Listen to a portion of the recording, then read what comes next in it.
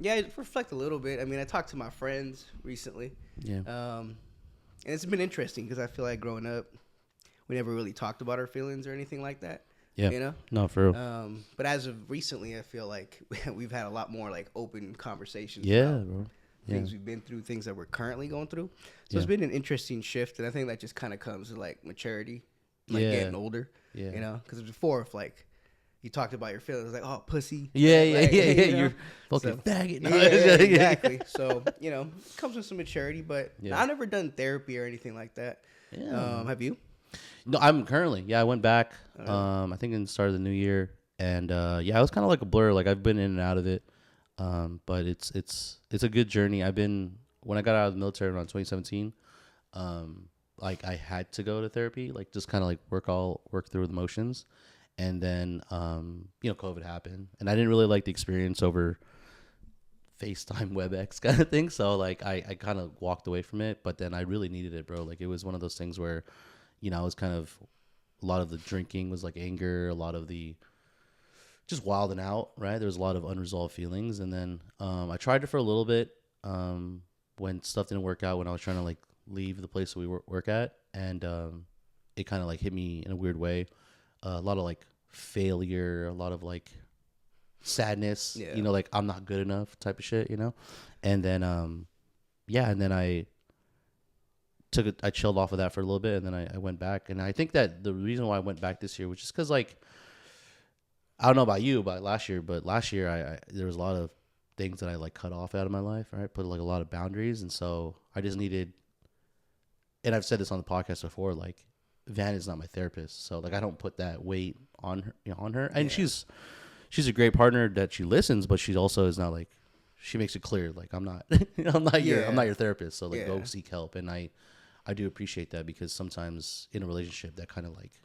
Do you find that therapy's been beneficial? Oh yeah. I think. What do you like about it? Like, what do you think that it helps you with? Well, I think the first thing is that like it's a third party. There's no judgment, right? Like they don't know me.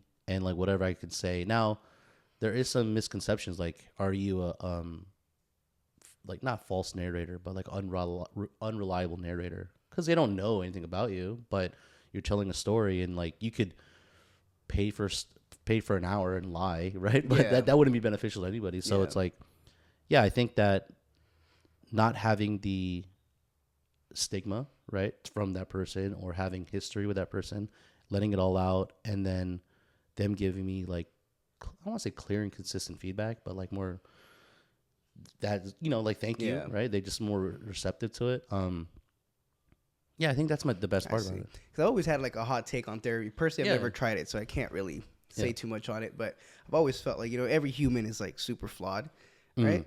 So I was like, I'm gonna go and pay another individual, right? Vent to them, and then they're just gonna give me some stuff that you probably already know. Yeah. Right. Mm-hmm. But at the same time, I did have a conversation with one of my boys. His friend went to therapy, and then he used like a good analogy, saying that like therapy is like a flashlight. Like if you're stuck in the woods, it's super dark.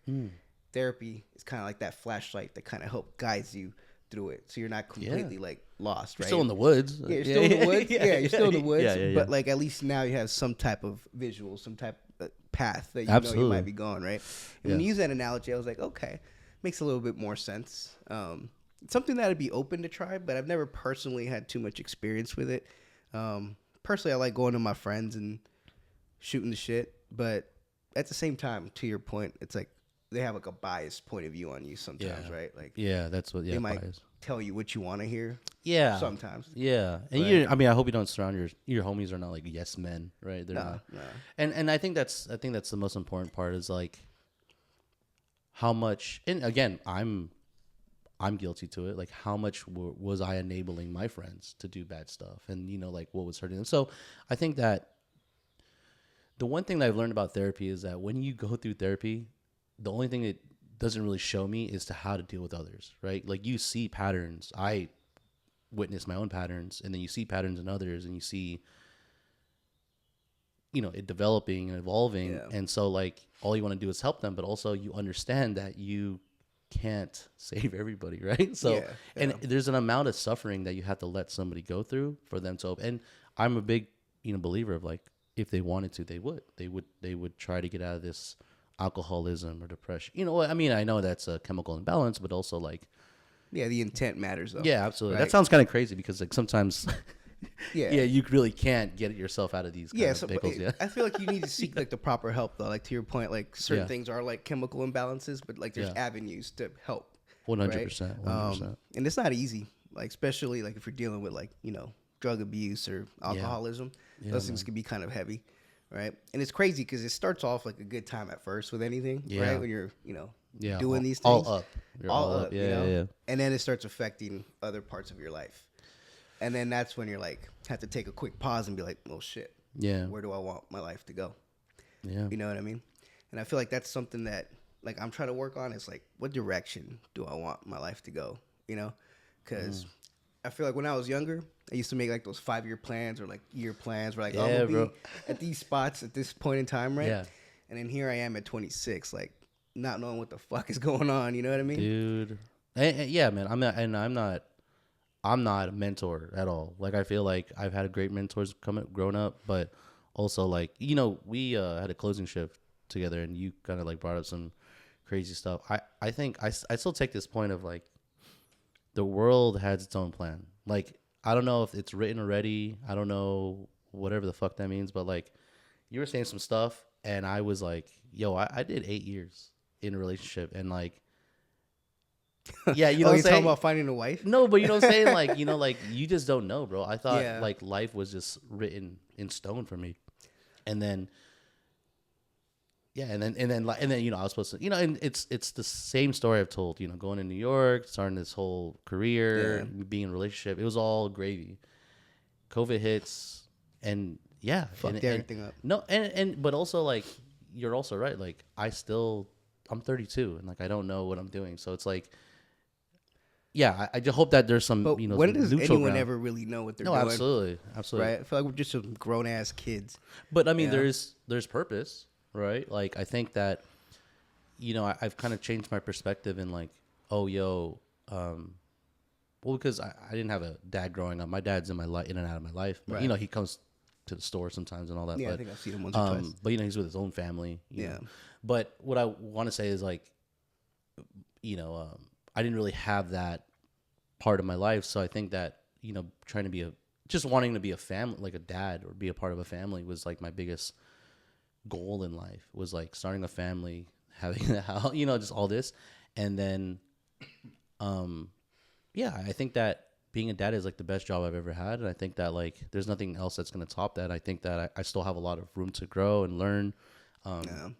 It's only been year and a half now, and it's like I still got. But you've learned a lot in that year, though. Oh, absolutely, about myself, and so, I think that where I'm at right now is I'm at peace, right? I'm not chasing anything. I'm very okay, but also that means I'm not growing.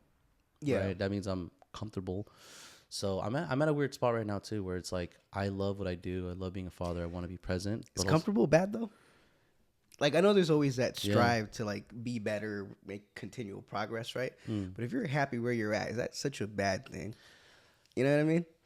Like, I appreciate you, man. It's every time I'm on this podcast and I feel this sense of question mark, I always feel good because, there's something that in this generation or this culture we have right now that we can't do, like, not banter, but more of, like, a conversation, Like, a lot of the times it's agree or disagree, and it's like that's not how this works. You're a different individual, I'm a different individual. Like for me, I actually I gravitate towards chaos. I think that I think that pressure is a privilege, right? It's a lot of a lot of people don't put themselves in high stressful situations where they get anxiety, and I think that you have to take the anxiety and you have to see the blessing that it is. It's like not a lot of people get to feel this like want or pursuit of happiness, of the next this step. Yeah. And it's a blessing to be busy for sure. Oh, absolutely. Yeah, absolutely. And so it's like, and I've learned that with my friend, my friends back in the day, like,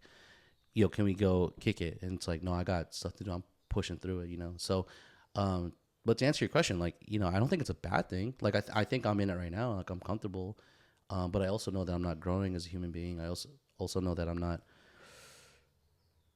I say that, but I'm also like doing this, right? Yeah, yeah. Yes. Yeah. I mean, this is a good like avenue, a good creative avenue, though. Yeah. I feel like it's important to, have conversations with people, create open dialogue. Like, you've always been one of the people that I like talking to at the place that we work at, right? But I feel like we never get an opportunity to really have I know, man. any type of meaningful dialogue. Because it's like I'll say something, somebody comes through, and then I got to dip out and do something, right? And that gets kind of annoying, you know what I mean? And I get it. We signed up for it, and that's what we do, but it's like, shit, dude. Like, no, and it's... Can a brother chill, man? Like, and in the people I've had, in that chair, it's...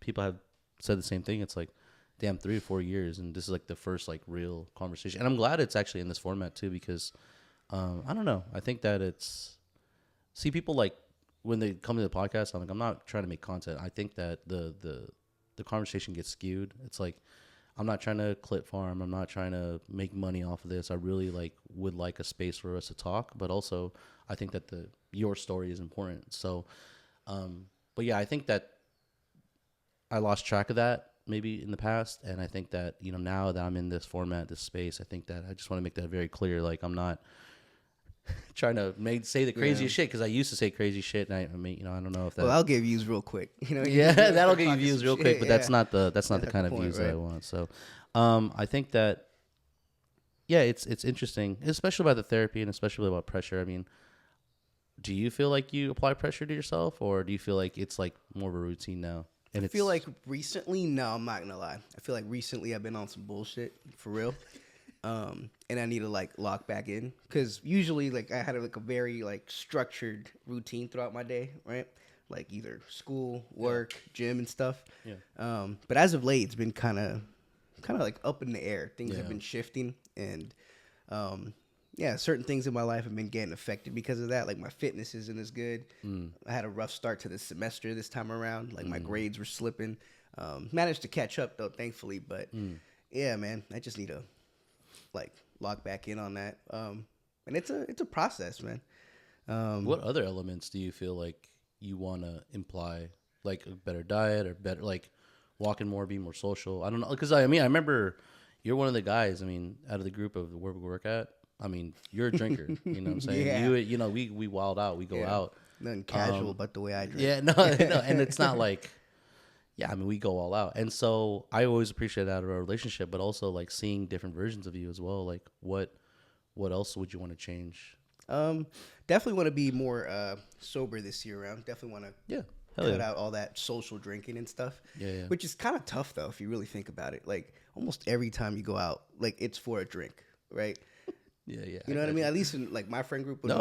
I hear you. Like, I'm with you, bro. I'm drinking. Right? I'm not laughing at you. I'm like, I know the It's feeling of like, yo, like, can I say no to the shot that's being poured in this cup at a first birthday? But I remember, you know what I'm saying? Like, that's absolutely hard, bro. That's tough. Funny you mention that. Brings me back to one time I was on like a 30-day like little like no alcohol thing, right? And then one of our colleagues ended up leaving where we work, right? And then it was like at a little dive bar, and I was like, I'm gonna stay strong. Oh yeah. I stayed strong for about 45 minutes, because I saw everyone. I know what you're talking about, dude. Yeah.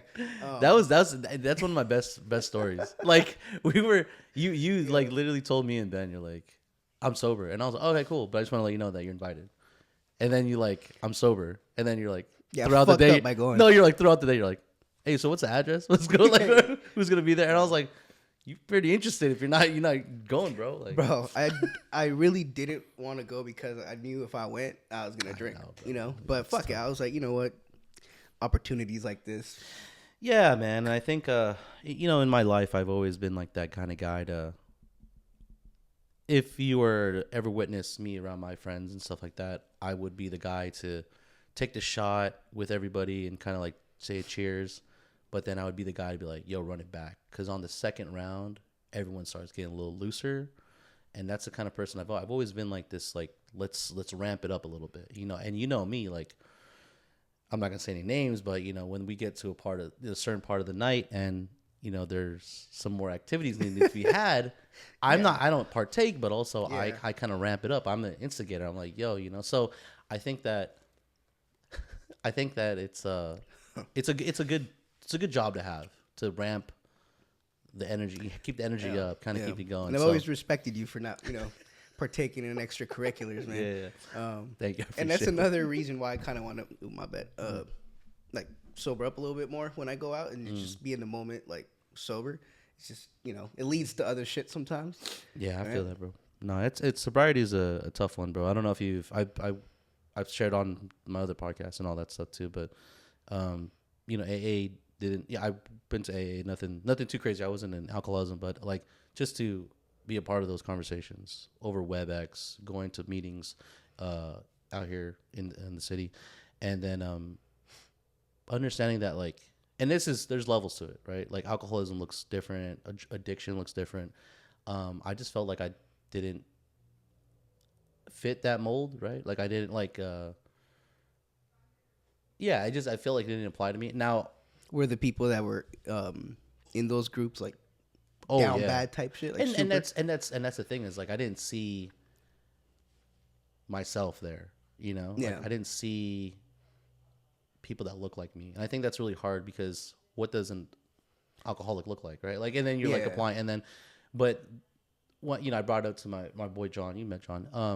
I was like, what is it going to take for us to stop, right? Like I've said this on the podcast, like what is it going to take for us to stop? Is it going to be a DUI, a car crash, a friend getting hurt? Like what is it going to take for us to stop? And, when I had MJ and, Van really put in perspective, like if I drink in the city, and again, this, if I drink in the city and I drive back across that bridge and I get wrapped up, like, what kind of position do I put them in, And Absolutely. It's like, yeah. And it's, I had to put that in perspective, and I had to.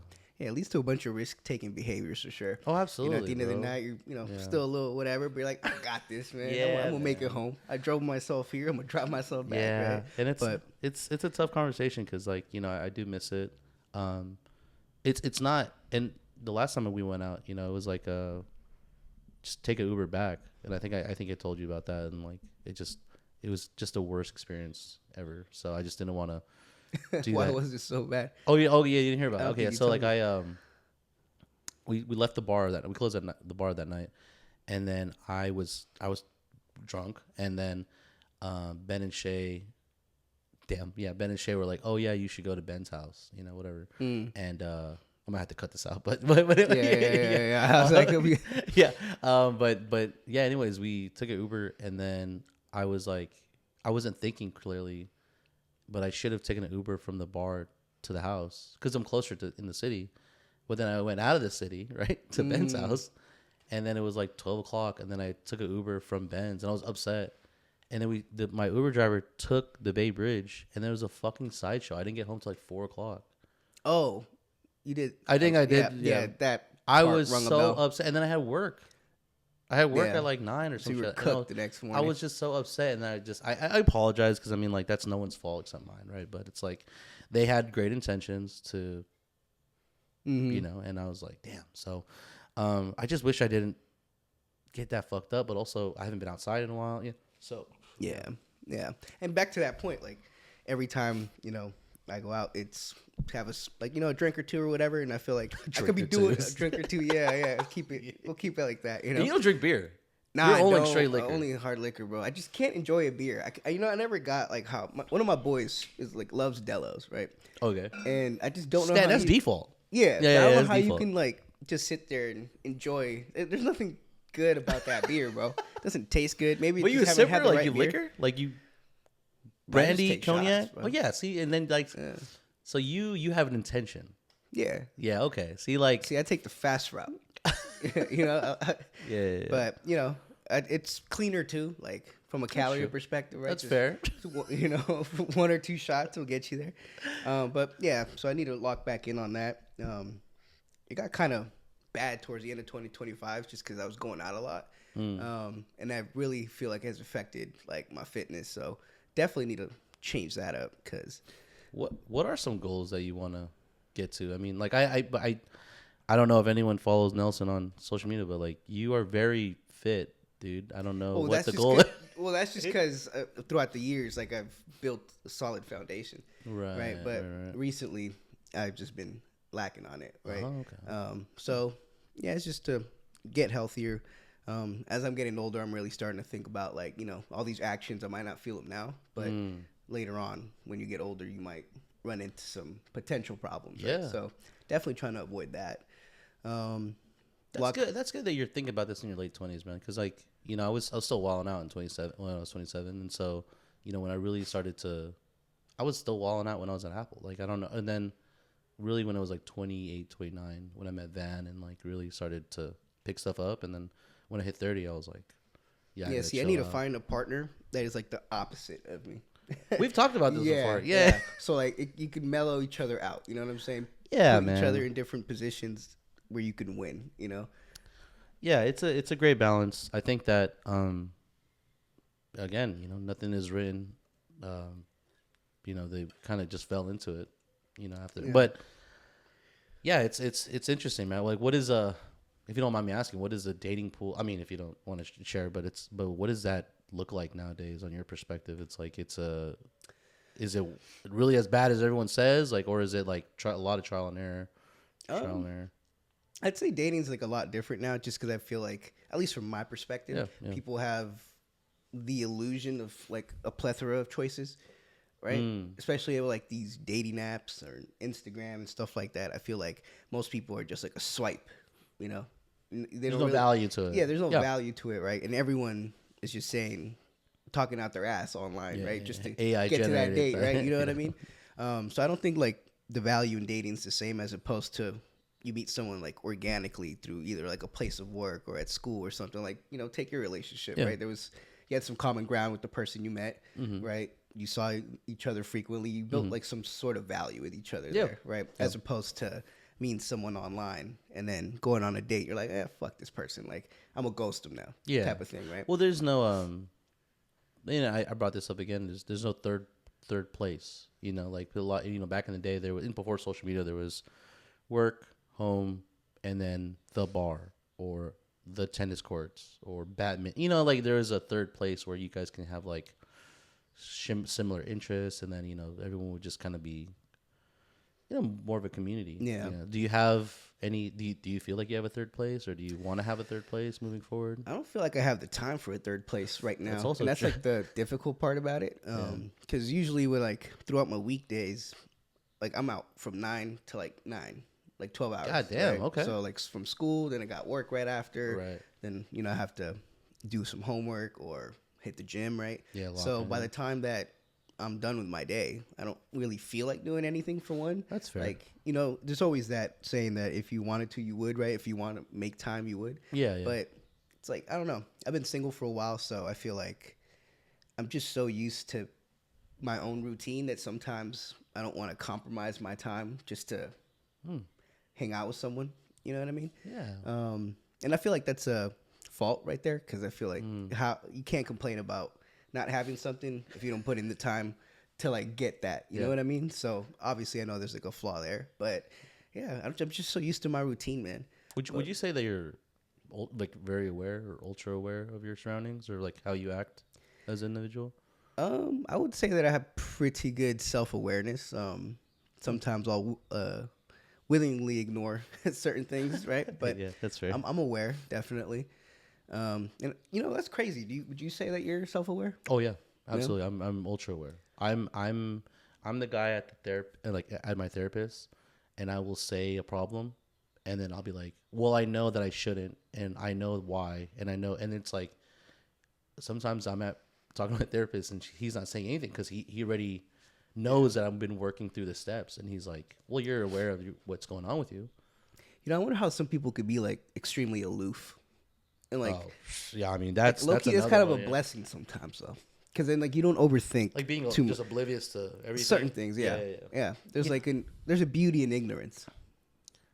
In my opinion, sometimes there is, man. That's how I used to navigate when I was younger. Was just to kind of be like, oh, I don't know this, so it doesn't affect me, and I can't talk about it. But also that I exclude myself out of the conversation.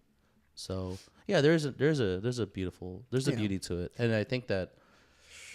In a sense, like, should we head back towards that? Because everyone feels like their opinion is, man, brother.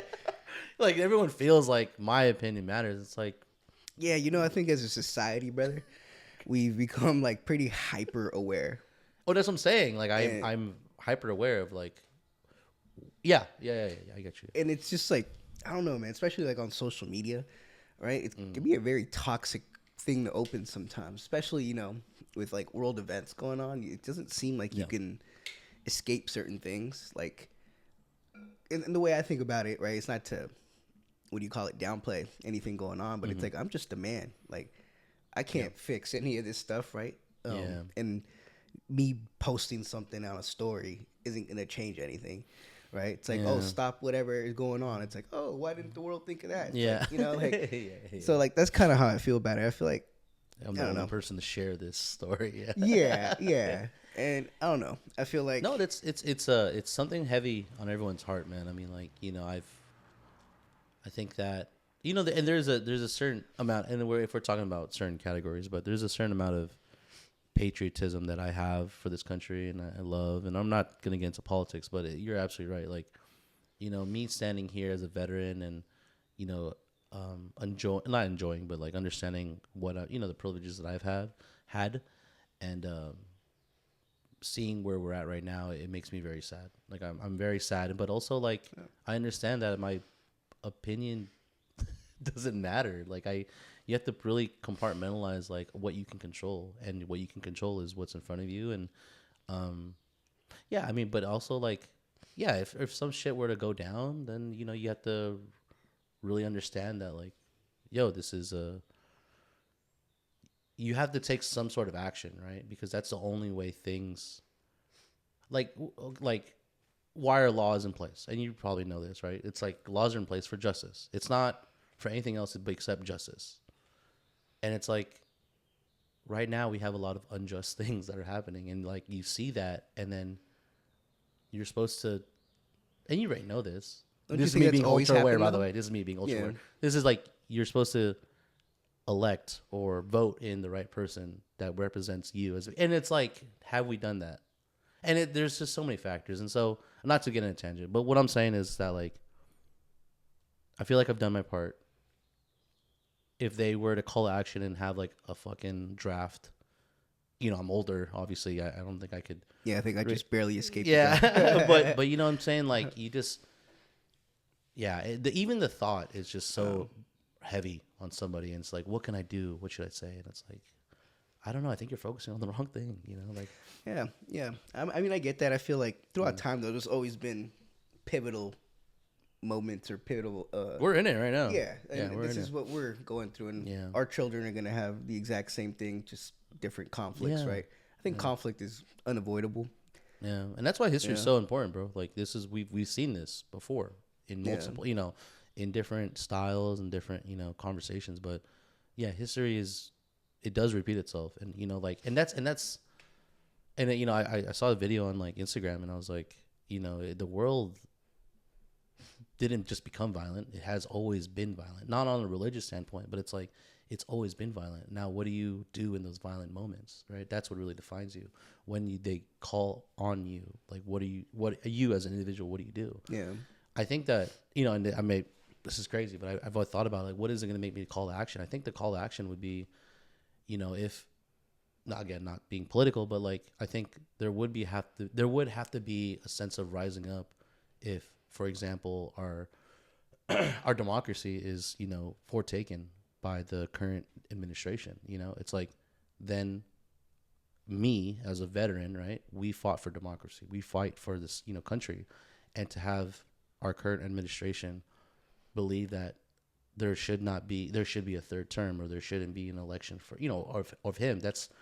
We're going backwards, right? We're dictatorship, right? We're that's, I think, where I would be like, yo, like, we all know this isn't right. And I think a lot of the veteran community can, you know, adjust that and be like, hey, look, like, we know that. And that's, I think that I want to put in perspective, like, that's the only thing that in my mind that can really make me drive to the city, you know, picking up a picket, you know, like something really, really, like, trying to get my voice out there. I think that that's the scariest part, is that once you start, and again, I don't know if people know this, but, you know, George Washington, he was our first president of the United States, but he understood that being a citizen of the United States was the stronger position in our country. Like, he knew that. And so he didn't have kids or anything like that, but he knew that the citizens were the ones that made this country. And so I think that would be my breaking point. I don't think I've really said that on this podcast. So like, but like to have someone try to take away our democracy and try to take away the core of American values, that's what would make me get in my car, go to, somewhere and kind of really start like putting it all together.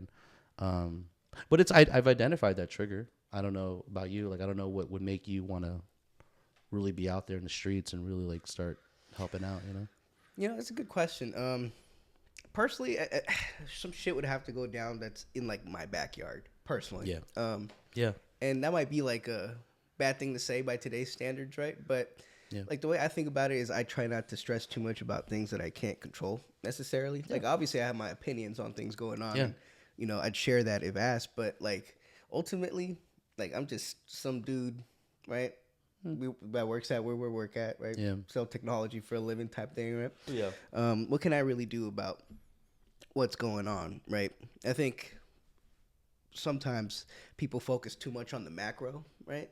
And not like the micro. I feel like sometimes, interesting, focusing on what's going on in your local community can have more of an impact and have a bigger ripple effect that expands, right? Like take like California, for example, right? One of the biggest like economies out there. Yeah. But the wealth is concentrated in certain counties, right? You could go to certain parts of California that look like boonies. Yeah. Why is that, right? Yeah. So I feel like, sometimes just focusing and trying to make the local community that you're in a better place could have a bigger impact. Yeah. For you and your family, the immediate people that like quote unquote matter, right? As opposed to focusing on, this guy's out here trying to on the global scale democracy or sending people to these places and stuff like that. While that matters, I'm not trying to downplay that. I feel like personally, I can't do too much about that. No, it's an ongoing conversation, man. A lot of Americans feel that way too, and the stuff I read on Reddit, stuff I read in general, is just like, how I don't want to say hopeless, but how hopeless is just next generation, right? Like, I think about, and I'm very optimistic. I'm not gonna pretend to be here and be like, oh man, everything's shit. Like I'm like, oh, things will level itself out. Things will, figure itself out, correct its course like it always does. Yeah. Cycle. And I think that I take a step away from that every day that I see something crazy on the news. And you're like you said, like it's so hard to get on social media and like not, try to absorb that, right? And the biases, and you see your friends liking it and you're like, oh, maybe I should think this way too. And it's all fed to you versus you seeking out the information of what's important to you. I think that's another thing that's important is like the algorithm, right? The algorithm is you searching up one thing and then just being fed a million different things about this one person. So man, I think it's scary. And I think that what you can focus on is yourself right now. But I do want to talk about what you said about the dating aspect. I just want to harp on it. Circle back. Circle back. But I do want to say, like, and I don't know if a lot of people know this, and I've said this to people that I've given like advice to. It's like the act of falling in love, right? That's the surrender part, right? Like it's literally falling in love. I think you talking about your routine and your values and like what you just don't want to compromise you. I think that's the beauty of falling in love, right? Really just like leaning on the other person. I think a lot of for me it's I was in a weird spot, out of the 8-year relationship, and then I started wilding out at where we work at, and then meeting Van. It's like, you just kind of like submit. I don't want to say submit, but you start in a way you do. Yeah, you both have to submit to each other in some surrender, capacity, right? Yeah, you have to lean on somebody, and so I don't know. And I've had this conversation with Joe too. I was just like, I just don't know. You're very you're very passionate. I could feel that about what you do and who you are. But yeah, I mean, I guess that's another question. I've asked this question is like, when's the last time you've surrendered or submitted to anybody? It's been a minute. Not any time recently for sure. Yeah. And I think it's just because I got, like what I said earlier, just got used to being alone, right? And I haven't necessarily put myself in that vulnerable position to submit to someone or found someone that I'm willing to Submit to something, yeah. right? I would say that in general, I feel like I'm pretty like emotionally closed off. I don't like talking about my feelings. I don't like doing any of that. And it's something that I'm trying to work on, honestly, because it's a give and take. I feel like in relationships, whether they're platonic or romantic or whatever, there's a give and take. There's a certain vulnerability you have to have with friends or your partner, so you could get to know them, right? Yeah. And I feel like that's kind of a flaw I have to a degree. It's just like I don't say too much. Like I always try to make the conversation about the other individual and get to know them, rather than like opening up about myself. Yeah, I feel like sometimes talking about myself can make me feel pretty uncomfortable sometimes. I don't know why. There's really no solid reason to it, right? It's just don't like it. It's a sort of, and I do the same thing. I mean, maybe that's why I started a podcast. But it's I think it's a sort of deflection that you have. I mean, it could be based off of, and I'm not here to diagnose you, whatever. But like for me, tell me, doc. Yeah, for me, it was one of those things where when I was younger, I was really suppressed on my voice, and so I think that it's me being more I don't want to say compassionate, but it's more like considerate of other people, right? Like I always downplay my feelings, and I'd be like, oh, like how are you doing? Because I want to make sure that they're being taken care of, they're being heard. Literally, what I do on the podcast is make sure that the story is being told, and so like, I think that's where I have it. Like I just deflect, and it makes me uncomfortable whenever I'm at the store and someone's or a leader wants to talk to me, and I'm just like, I'd rather not. Like I'd rather deflect, or I make a stupid joke to kind of like throw off the sense. Like talk about like work professionally, or they just talk about you? Like want to talk about me, like what's going on with me, and like, my development or whatever. And I just like kind of throw off the scent by saying a stupid joke, or I deflect, or be like, oh, and I ask like a question. And so it is something that I understand that I do. Also, like I definitely do a lot of like lying to myself. I don't know if you like in what way? Yeah, I just lie to myself, saying like everything's okay, and it's a like. Well, don't you have to lie to yourself? Like even if things aren't okay, they will be eventually. Well, I mean, like the art of something that I'm learning right now is like the art of forgiveness, right?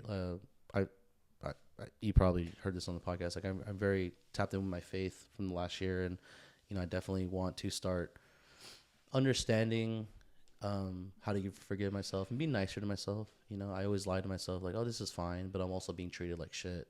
So I need to put a boundary on myself and be like, I cannot keep taking all this negative energy. I need to put a stop to it. I need to push forward with love, but also forgiveness of the other person and myself for being in that situation. So I don't know if that makes sense, but I always lie to myself and be like, oh, this is fine. Like I'm going to get through it. But it's also like, there's a sense of preparedness and execution that needs to take place. And I feel like I could always be doing more, but I always lie to myself and say like, I'm in a great spot. But if it's better than where you were before, is that a lie? That's true. Yeah. Like that's the way I think about it with myself. Like sometimes I'll be hard on myself and be like, oh, by this age I should be doing X, Y, and Z. Man. I should, have a family or be going to my career job or whatever, right? And obviously that didn't pan out as a like 17-year-old me would have thought so, right? Yeah. But sometimes you have to put it into perspective. Like, where we work at, we had a certain manager that said like, I'm not living my dream, but I'm living someone else's dream, right? Yeah. And there's a truth to that. Like I may not be where I want to be, but I'm way better off than the next guy, right? Yeah. And the next guy would probably kill to be in my position. I know, right? So I feel like sometimes it's just good to reflect. Like sometimes I would journal, bro. Yeah. I haven't done it in months. Like it's crazy looking at my journal entries. Like there'd be huge periods of consistency and then like 4-month gaps. Right? Damn, yeah. But it's cool to do Not that. weeks, but like 4 months. Yeah, yeah, it's crazy. And then I would go back and reread some of the entries that I put on there, and it's pretty cool. You get to kind of relive certain moments, see what you were going through in that specific period of time, and be like, oh, I'm doing better now. Or in some cases, shit, I'm doing a little worse. But a little time capsule kind of thing. Yeah. I have like a fucking whole Google Doc of ongoing conversation with yourself. I think there's a power to journaling. A lot of people do not understand that the reflection part of it is something needed. I mean,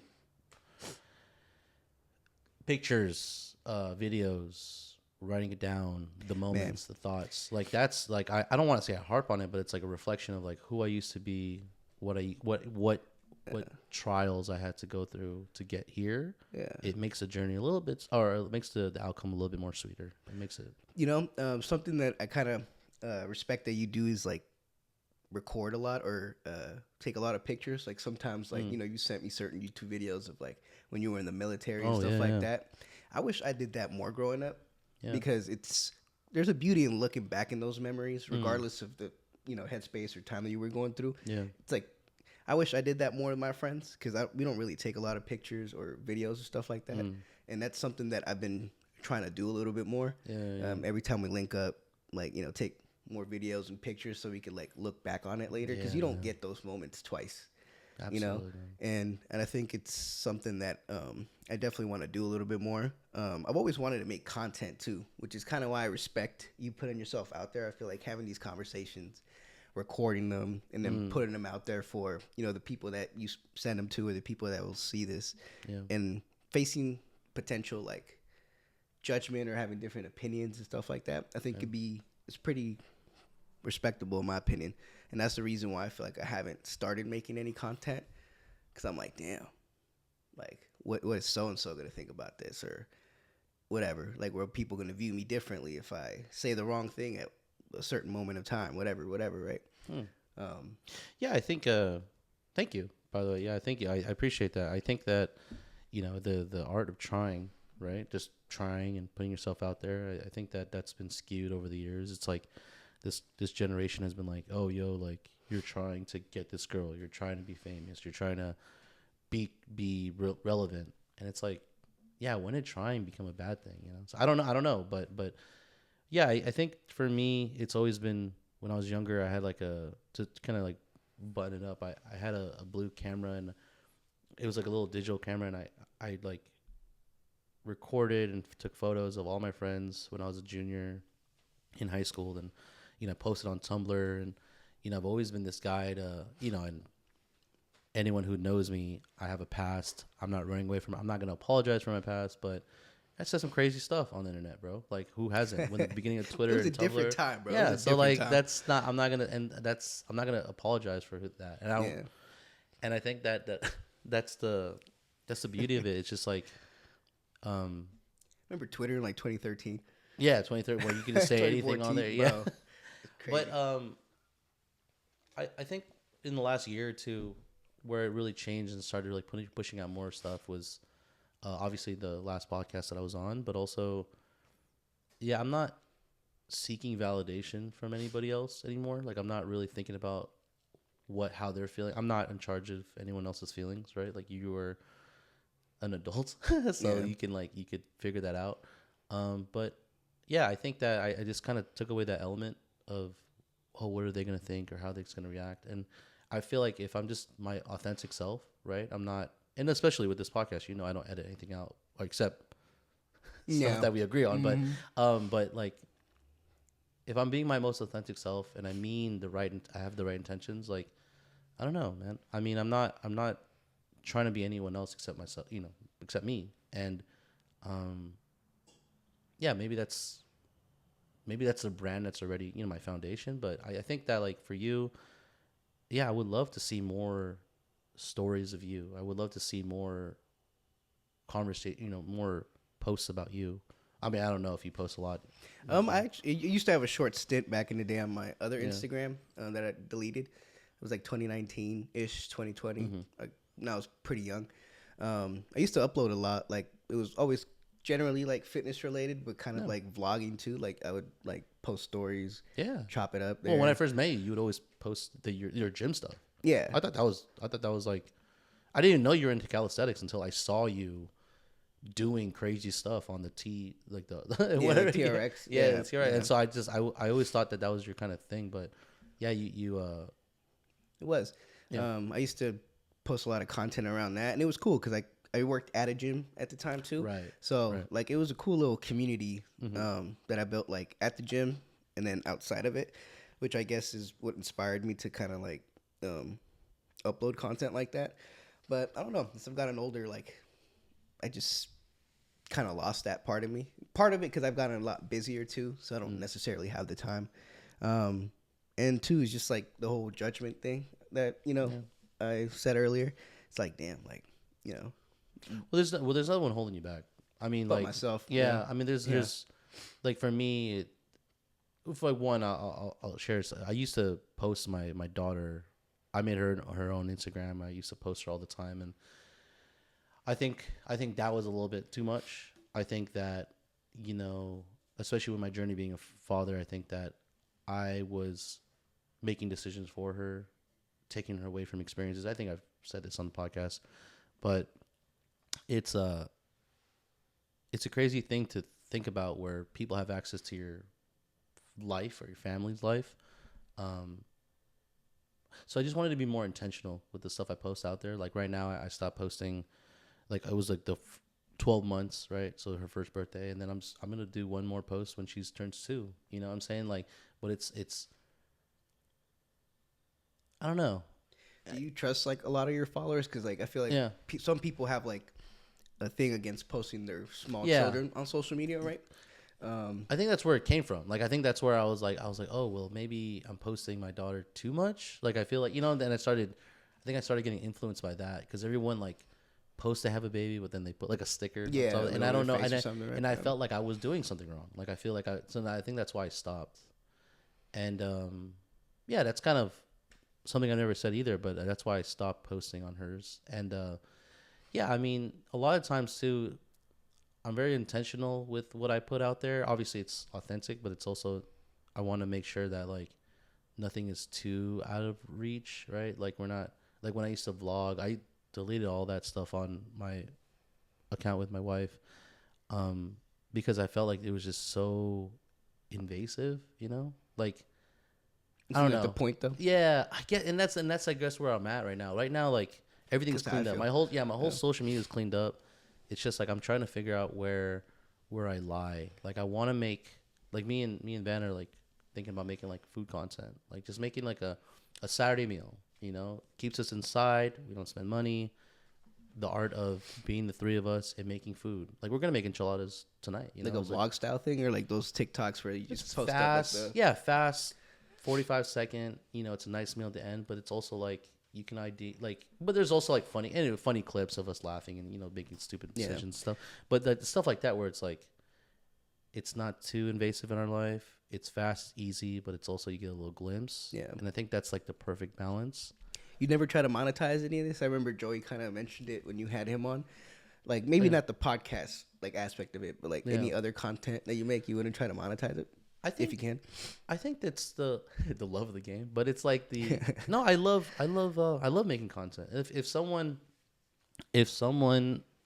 saw this and was like, yo, I need help on social media. Like I'm always down to help. Like I'm trying to help out one of our coworkers at work, and they're starting a business, and I'm trying to help them out. But it's also like, I guess it's just a timing thing. But I want to start making content again, but I also need to be more intentional and obviously be authentic, but also. You know who Gary Vee is? Yeah. It's just like just post. Right? Yeah, just post. I feel like.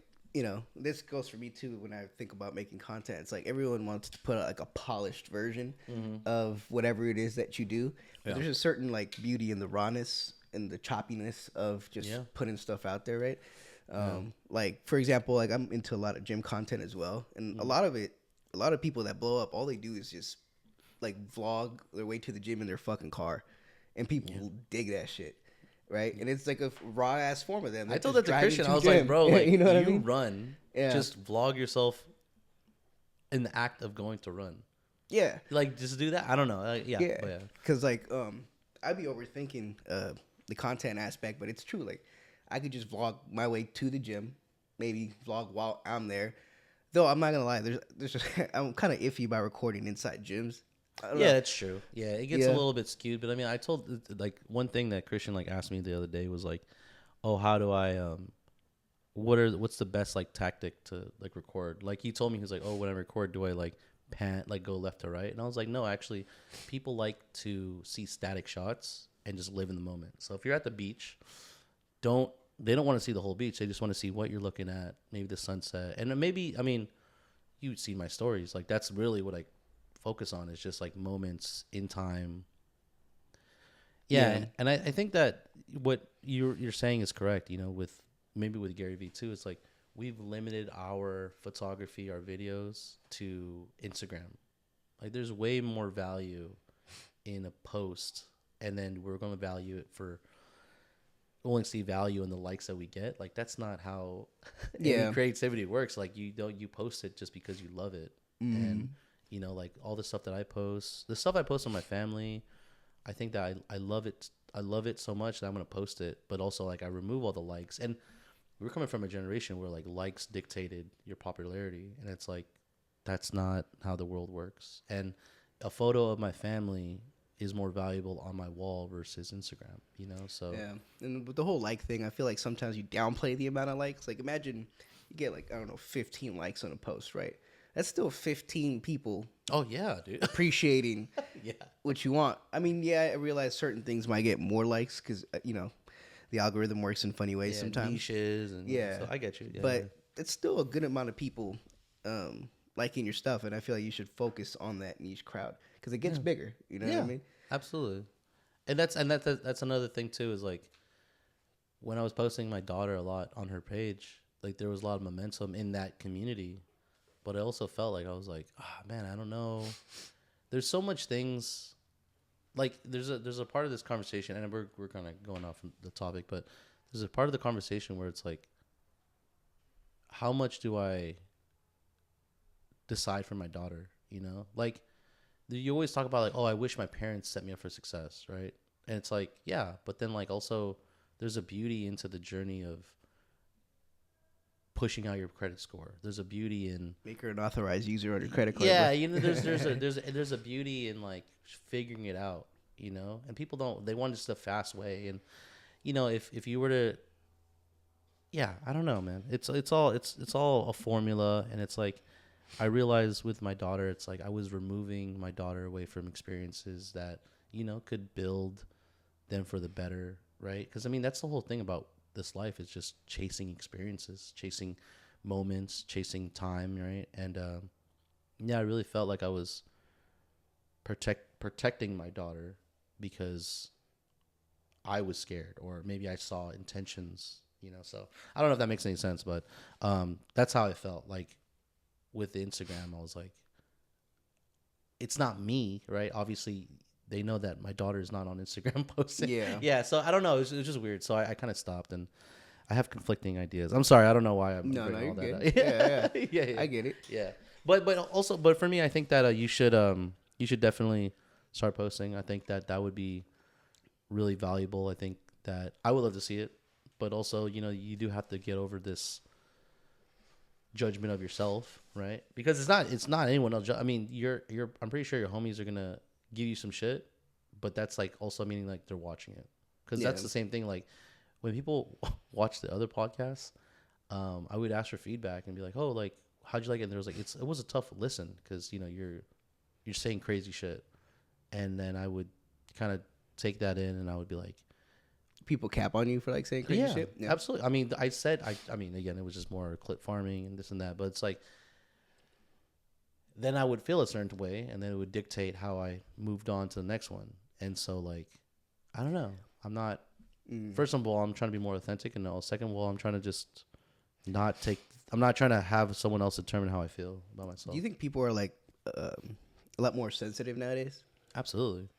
Do you think like there's like a flaw in that? Because I feel like everyone has like a crazy like side to them, right? Like, just imagine like the conversations that most people have like with their friends behind closed doors, like without filming or whatever, right?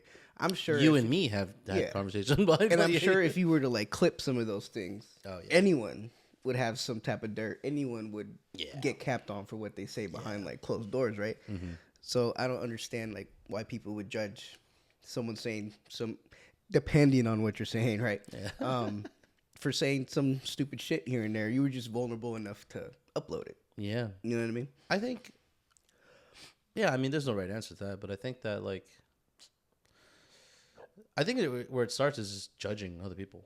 Like, I don't know, like, I don't know if that's a Ted Lasso shit, but it's like we should be more, and I think that's where I take it from. It's like I'm really more curious than judgmental. I just want to see how we got here versus like versus like judging you why you are here, like while you're here. 'Cause I like raw content, man. I don't, I understand when things aren't for me. Yeah.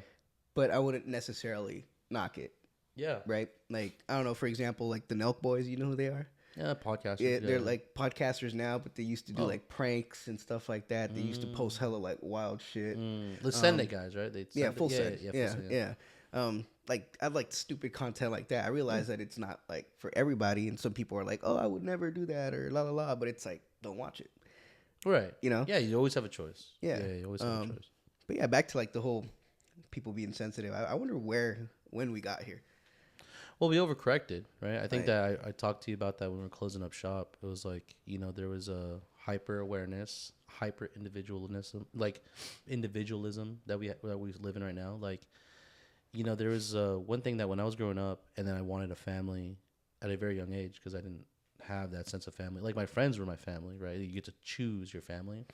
I've always thought that there would be more of a village aspect to starting a family, where you would have cousins, uncles, aunties, and I live on this side, so like of course time is hard, but like you would have this sense of community and villageness to lean on, and then that's not really true, right? Now we live in a world where like hyper individualism. Yeah, like just ordering food, or like there's just so much things that are like out of where I'm paying someone else to do something, that I need to do, and it takes away this element, and so yeah, people just got more sensitive, and we also overcorrect in our community. Like we're saying, everyone's feelings are valid. Yeah, like everyone, yeah.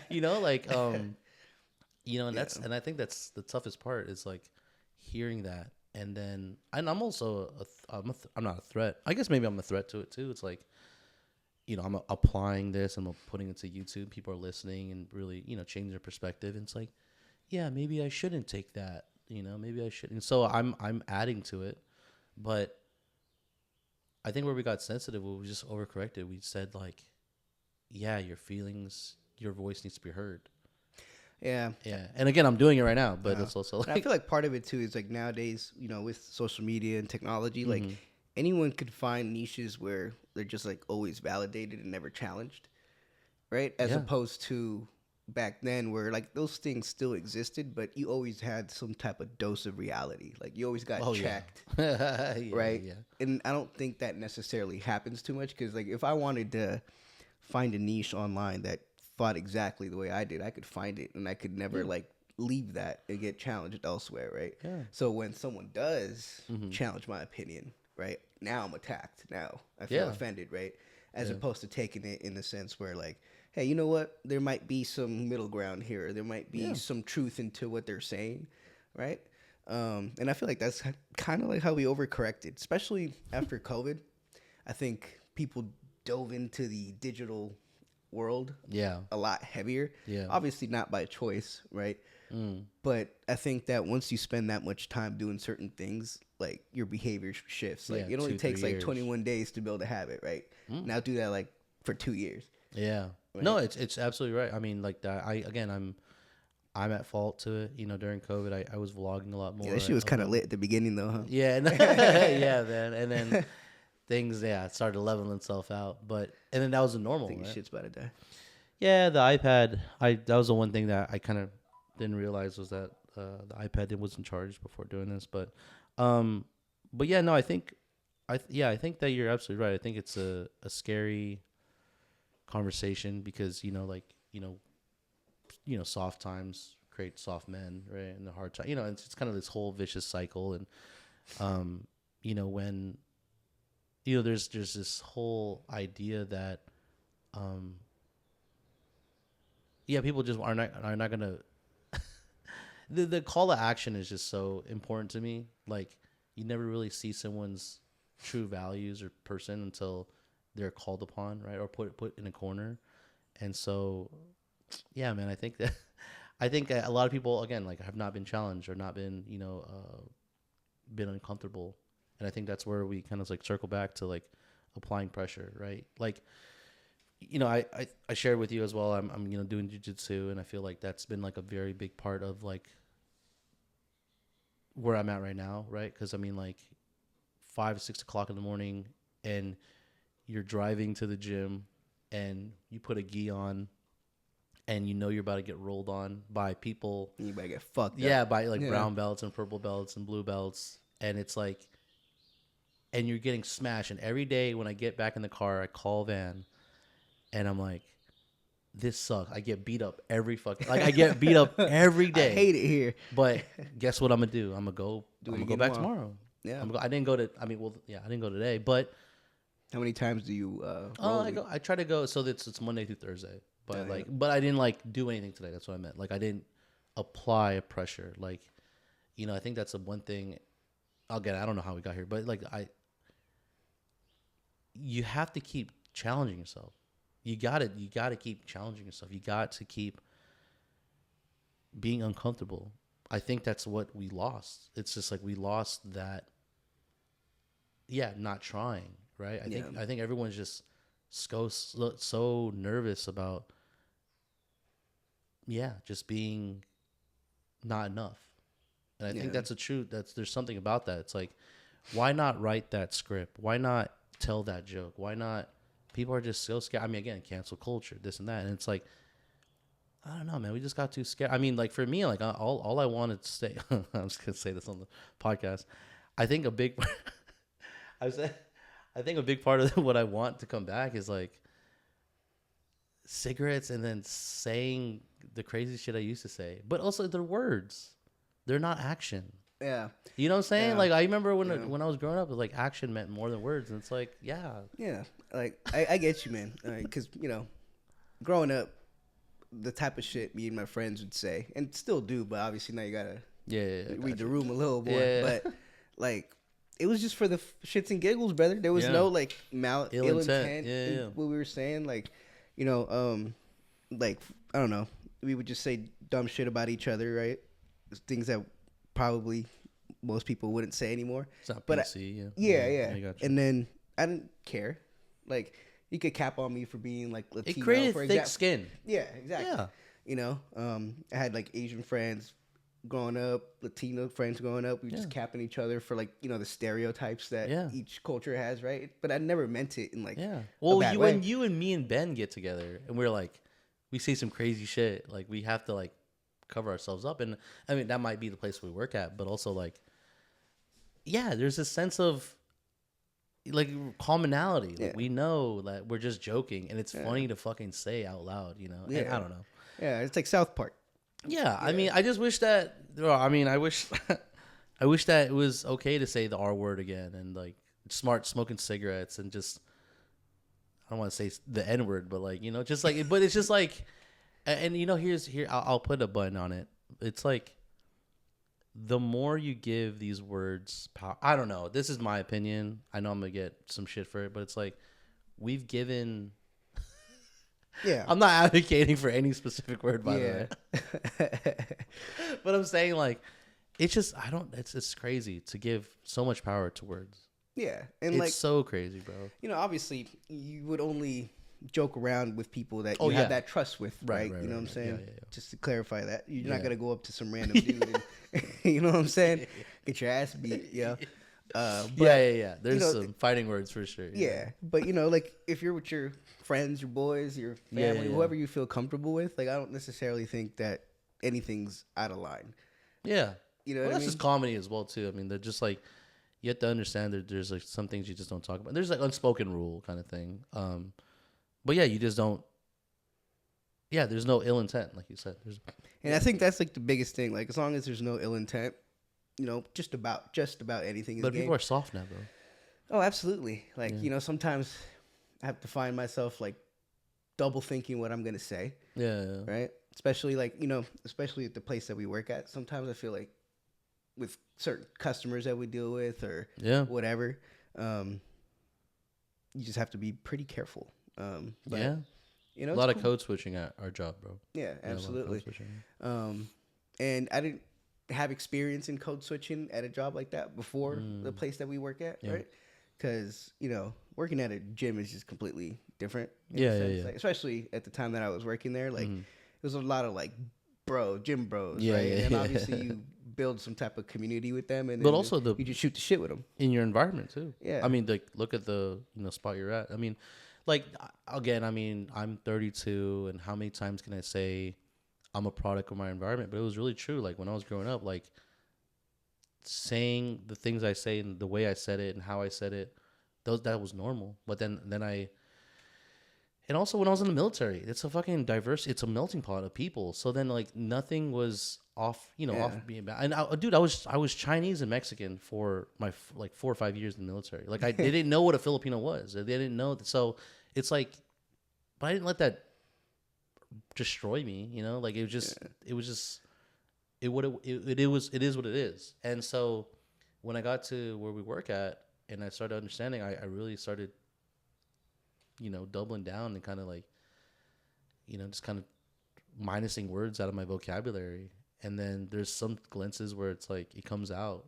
Like there was one time there was a FWE that like he was talking to me, and he's from the same place in Vallejo that my family's from, and he was chopping up with me, and we were cleaning, and I just started saying some crazy shit. And then and Joe's caught me as well too. Joe has caught me saying some crazy shit, because when I get in these modes, I don't want to say it's authentic, but it's like that's the most like purest. I'm just like trying to, and then you forget where you're at. You're like, yeah. And Joe like was shocked, bro, and I was just like, so you caught me wilding out, and I started apologizing, and I was just like, it was crazy, man. When you catch me in those moments, it's the true. I don't want to say the truest form, but it's more. I feel like everyone to a degree is like that behind closed doors. Obviously, the morality line is different for everybody, right? Yeah. But everyone says some outlandish shit with their friends. I feel like sometimes, in general, people put themselves on a moral high horse, right? Yeah. When they don't need to be. No. Right? Like, true. I may not, like, if I fucked up and said some fucked up shit, like, depending on what it is, you could course correct, right? But you don't need to put yourself on a moral high horse. Like, you've never said anything that needs to be corrected, right? No, absolutely, I have. No, I have. Yeah. No, I'm not talking about you. I'm just saying, like, in general. What do you mean? Like in general, apologizing for anything I said? Yeah. No. I've never apologized for anything I said. I've definitely acknowledged that I've said some crazy shit, but I'm not gonna apologize for the stuff that I said. I think that, against words, I know that I just don't give a fuck. Like I just like, but also like I need to get back into this realm of like I don't give a fuck. But I hope we can get back to a place. I mean, I know 2026 is we're in this is kind of the delayed posting out, but right now this is the last day of February, and so what is some big goals for you in 2026, man? Anything that you want to share with the class or? Well, definitely finish up school, hopefully. Yeah. This should be my last year if everything goes good. Yeah. And then after that, start applying to more big boy jobs if possible, right? Or see what opportunities a degree can get me, hopefully. Yeah. So that's definitely a goal there. Invest more. I kind of strayed away from investing in like stocks and stuff like that. I used to be kind of heavy into it. Oh, wow. Okay, I didn't know that. I would, put like a couple $100 here, a couple $100 there, right? And then just let it stack portfolio up. Was diverse enough. Yeah. Okay, cool. And that was pretty cool because then it helped me pay off my car. Like, I invested in Ethereum way back when in like 2020, right? Okay. Bought it at like $300, sold it at like 4,000. Right? Oh, all right. That helped me pay off my car, not have debt there. So, I mean, like, I saw like the value in investing. Right. Now, with Ethereum and stuff, it was low key gambling a little bit because would I say I understand the investment? No. Ethereum is crypto. Okay. Yeah. Cool. But did it pay off? Absolutely. Yeah. Outside of that, so invest more, finish up school, definitely lock back in on the fitness grind again. and just overall, just try to be a better person. You know. Yeah. Any connections that you want to make better with yourself, family, friends, community? Like, is there anything that you want to get into? Like, I mean, this year I was like, I'm gonna get into jiu-jitsu. Like, I wanted to put myself in this combative sport thing, but I don't know. Is there any risks that you want to take? I guess go on more hikes, travel. Maybe travel a little bit more and then network more professionally. I feel like the value in getting certain jobs is about who you know rather than like the qualifications that you have. Yeah. You know, there's plenty of people that I know that have like degrees and stuff that can't seem to like land a job. I mean, and the job market's cooked. Oh, absolutely. Absolutely. Right. So, but at the same time, I feel like if we were to network more, they could get you in. Yeah. You know, like referrals matter. You Absolutely. know, I mean, those matters, are, right? So. there's a big part of my journey when I was in the film industry. You know, it was one of those things where mixers, right? Going to bars, going to releases, having that networking opportunity. It's the people that you know, because people that know me and listen to podcasts, like I faked it till I made it, because I was in college, but then I was doing the job already while in college.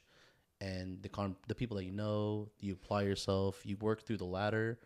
But yeah, there's a social aspect to it that people, you know, don't want to do. It's like you have to go to these events, start talking to the right people, share some information. Yeah. And it's a job. It's not a job, but it's tough work. You're putting in the work to put yourself out there.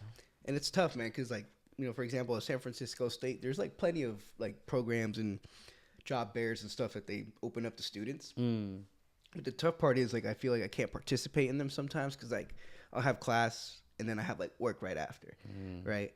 And it's like, do I call off just to, you know, go to these job meets, right, and stuff like that, and potentially get in trouble at work for missing, you know, a certain amount of days and stuff. Too many variables. Yeah, right. Yeah. So like, it sucks because if I had the opportunity not to work and just go to school, then I feel like I could be taking advantage of those things. But obviously, like I don't have that privilege. You know what I mean? So definitely gonna try to network a lot more once I have more time, and hopefully that's when I graduate. I feel like I could still take advantage of those job fairs and stuff, and hopefully like land a comfortable position somewhere where, you know, I could you're comfortable with that I'm comfortable with, right? Like I don't need to be making like a whole bunch of money, but just enough to, you know, have my own simple spot. guy. You don't need a lot. Yeah. Very minimalist. Then hopefully my later 20s, you know, start a family. Yeah. I feel like that'd be pretty cool. I want to have a big family. Yeah, man. You've definitely. I wish there was. You've definitely brought that up a couple of times on this podcast. Like I don't know what is the family. What does family mean? Like, what does family look like for you? I guess. Well, I just have a mom, my dad, and my little brother here. Like, I'm from El Salvador originally, right? Yeah. Came here when I was pretty young, so like my family's always been pretty tight knit. Like, I have a huge family, but I just don't know half of them, or I'm not close to half of them, right? Like, whenever I go visit, since I basically grew up here, a lot of those people feel like strangers to me, if I'm being honest, right? Yeah. So I would want to create my own big family, my own little clan. Yeah. You know what I mean? Get that sense of community that I feel like I lacked growing up to a degree. Like, I don't want to downplay my parents because, you know, having good parents that care for you is a huge privilege that not a lot of people get to have. You know what I mean?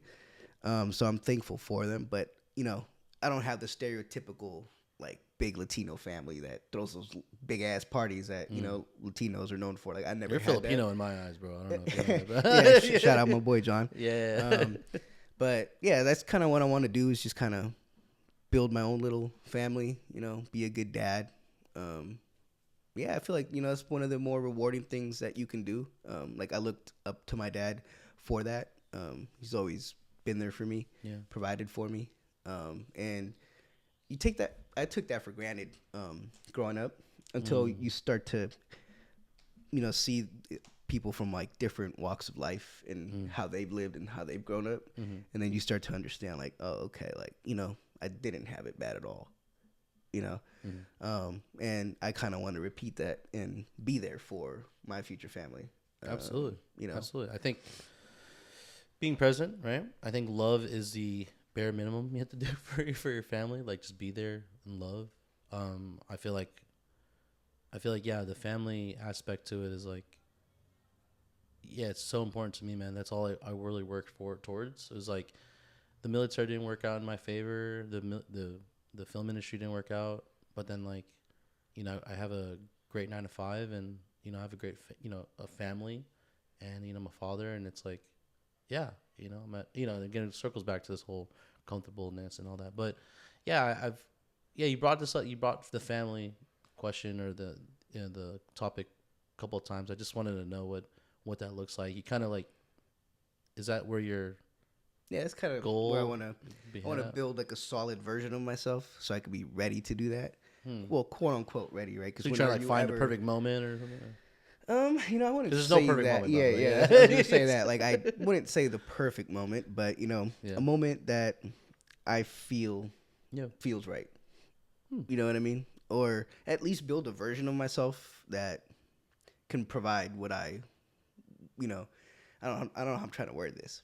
Build a version of myself that could provide all the things that I'm expecting from my partner, right? Because I feel like you can't have certain expectations of someone if you have nothing to provide.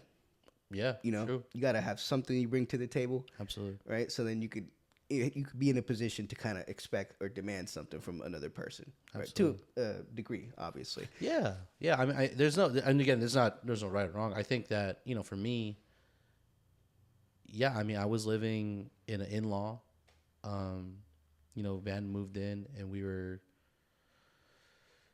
working the same job, obviously, and then we 9 to 5, and then, you know, we didn't have any admirations of, you know, starting quickly, but you know, when she did get pregnant, you know, life kind of, and so, but but you're absolutely right, like saving all that money and, you know, understanding. I think my biggest part was that, like, yeah, I knew that I wanted to be a family guy or a father, but also I needed to be mentally and emotionally there.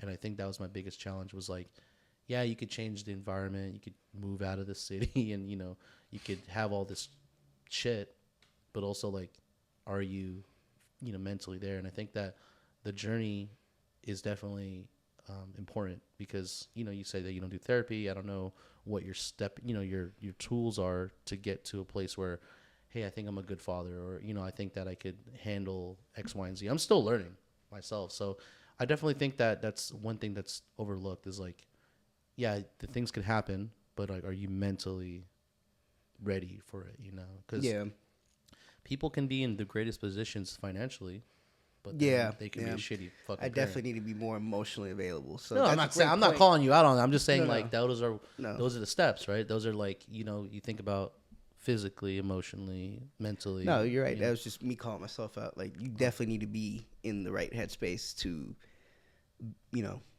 get into a relationship that's going to foster like a family. Yeah, let go of those, because it's all about sacrifice, right? Like, what you can't.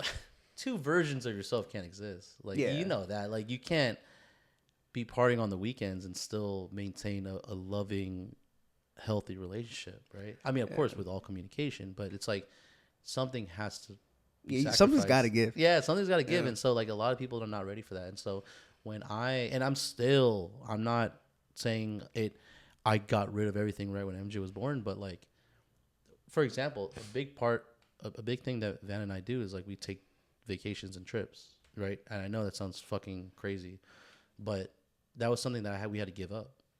And it's like, I don't want to give it up. I want to, you know, because I told you at work, if I'm here for 3 to 4 months, I get a little crazy. I start acting out. My attendance starts slipping. And so, so like, I need to actively look towards something. And so when we said we're no more trips when the babies were born, I was like, no.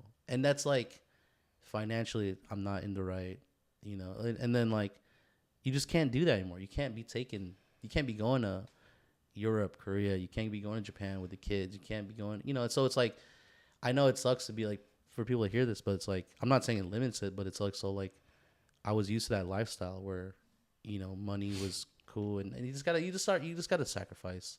And I think that was a big thing I'm still working on, is like, what do you mean I can't buy this? Like, I have to think about this, or I have to put this in savings. And it's for the greater good. Yeah, right? It's for the greater good. I think it's just a lifestyle thing. Like, obviously the drinking and smoking stuff kind of, like, exited out, but it's also like, yeah, I'm still used to, this kind of idea of myself, like, oh, I can still do this, but it's like I shouldn't. Yeah, it's a different phase in life, different chapter. You know, Yeah, I feel like you did certain things when you were younger, and those things were good and meaningful while they lasted. But it's a different chapter, different behavioral adjustments, right? Yeah, I hope that I really do hope that really happens for you, man. Like you graduating school and you just getting back into this like place where you feel comfortable in your body, and I hope that you make content. That'd be a great one for this year. But it is a lot of trial, right? Like a lot of times, the art of failing is way more revealing to yourself than the success part of it, right?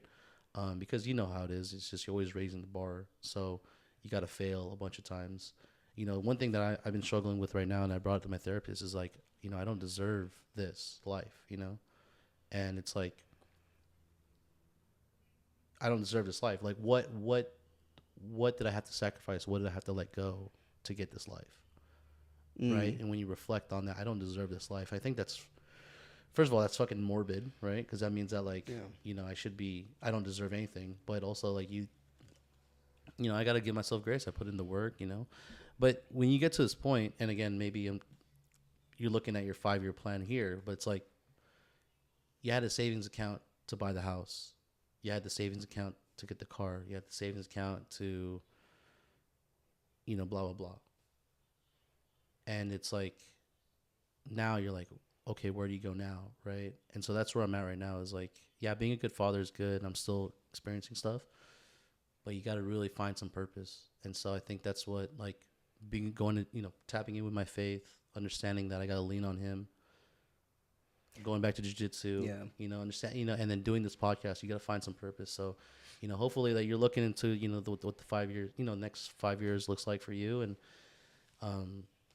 yeah, we'll see what life has in store. Yeah. Because like it's, I have certain ideas of where I want things to go, but sometimes I still feel like a little lost. Trying to figure out like what direction my life is gonna go. Right. Yeah. But we'll get there eventually. Do you ever feel like that still? Now that you still have like a sense of purpose, like you have a family now, like. The one thing I'm trying to work towards, is really being able to communicate in this.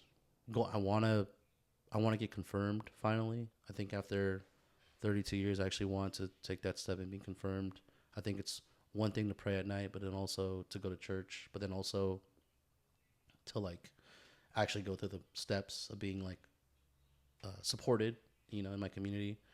What made you want to like lean into religion a little bit more? Oh, you go through great question, man. I think that when I was going through my stuff with my 8-year relationship, my past relationship, I had to I was in a weird spot, like really negative spot. A lot of things were happening. Eczema, just a lot of negative things were happening in my life, and I really had to. When I was in the military, I had a big calling, because you understand that when you're out there, none of it is like a bullet could whiz by. You can take IDF, you could take, or mortar attacks for people who don't know what IDF is, but like, it's all out of your control. Like if God wanted, if it was going to happen, it was going to happen, So,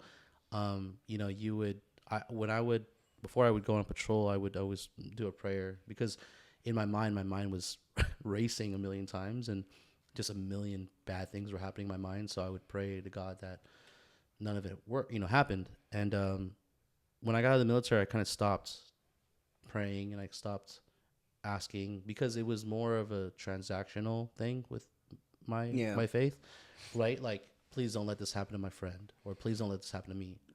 But then I didn't really have a relationship. Yeah, you only talk to God when you needed him, right? When I needed him, right? So when I started understanding the fruits of my labor, I started being here with my family.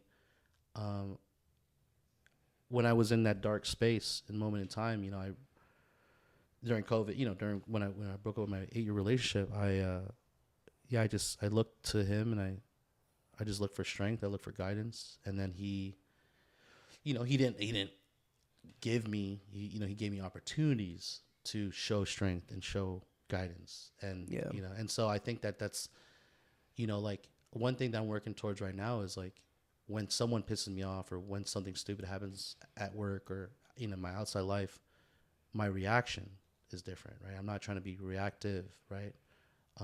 Less judgmental, more understanding. And it's really changed my perspective. And I think that he has given me a lot of clarity in my life. And so that's why, this is not like a overnight thing. It's like, where are the blessings? Where are the blessings in this? Where are the blessings to even share a thought with you? No, that's a cool journey right there, man. But to get there, I mean, fuck. yeah, lots of fucking trials and tribulations, but it'll be worth it in the end, hopefully. Yeah, I mean, it sucks the people that I've lost, the stuff that I've seen, the things I've understand now. I wish I didn't have to get to that point, but it was one of those things where it's eye opening. It's beautiful because I'm not sad of the people I miss, but I'm so happy for the time spent, because a lot of times we can harp on like, oh man, I miss him as a friend, but it's like I just enjoyed them being my friend. I think that a lot of people, it just is a perspective. Yeah, straying away from friends is pretty crazy. I've had a pretty tight knit group growing up, but over time I've lost or strayed away, I would say.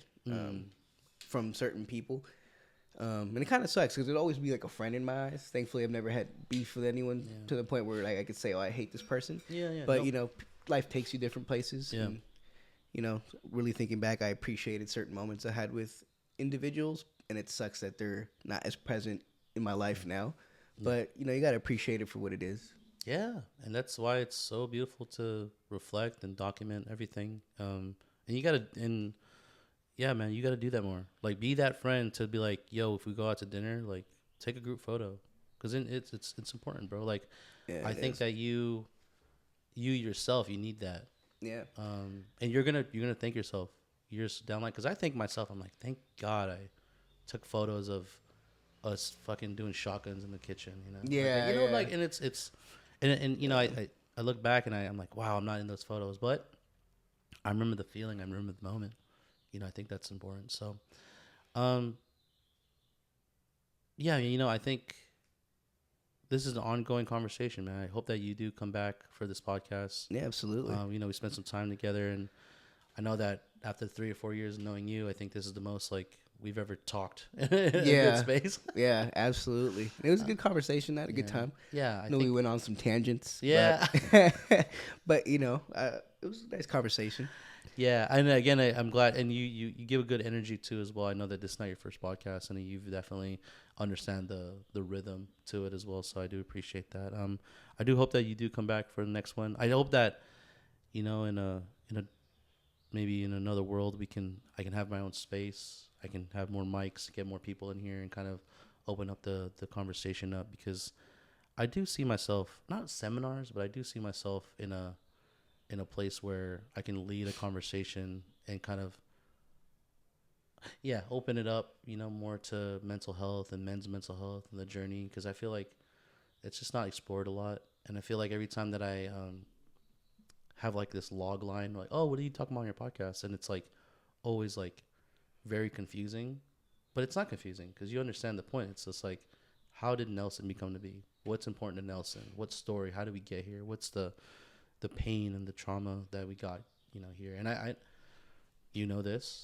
think that the pain is all worth it at the end. Unfortunately, it's all worth it. It got you here, all the trials and tribulations. So, character building for sure. Yeah, man. A lot of character building. So, man, I hope you come back for the next one. And, plan it out. Yeah, absolutely. Yeah, I mean, hopefully the drive's not that bad as well too. And I do like the early mornings ones too. So yeah, it's good. Hell yeah, man. Thank you. Brother. I appreciate you, dog. Yes, sir. We're gonna get out of here. Thank you for everyone for listening, bro. Love you guys. Peace, bro.